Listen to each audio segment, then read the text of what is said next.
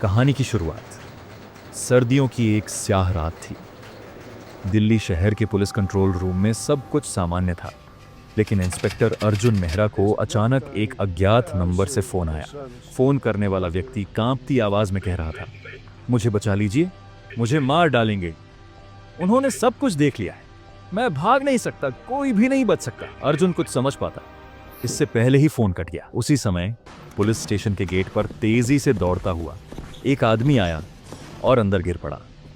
उसके होंठ हिल रहे थे, लेकिन आवाज नहीं निकल रही थी। कांपते हाथों से अपनी जेब से एक कागज निकाला और अर्जुन की ओर बढ़ाया। उस पर सिर्फ 3 शब्द लिखे थे, ब्लैक सर्कल सोसाइटी।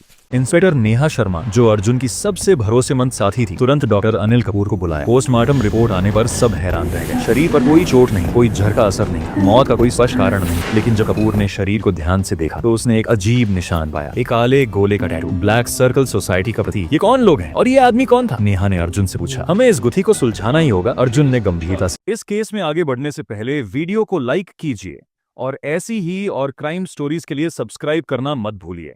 अर्जुन ने झट से उसे संभालने की कोशिश की, लेकिन कुछ ही सेकंड में उसकी आंखें सफेद हो गईं।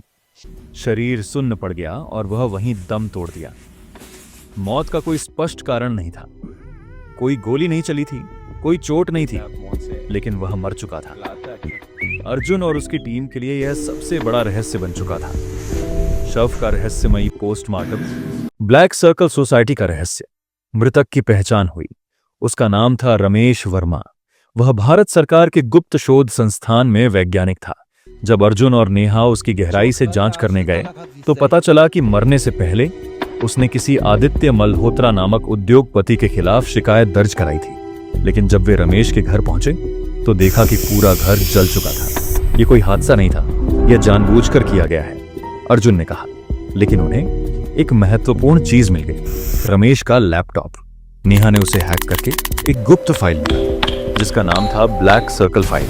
इसमें कुछ कोडेड मैसेज और राजनेताओं, बिजनेसमैन और पुलिस अधिकारियों के नाम थे। यह एक गुप्त समाज था जो देश की राजनीति, मीडिया और न्याय प्रणाली को नियंत्रित कर रहा था। जांच पर खतरा।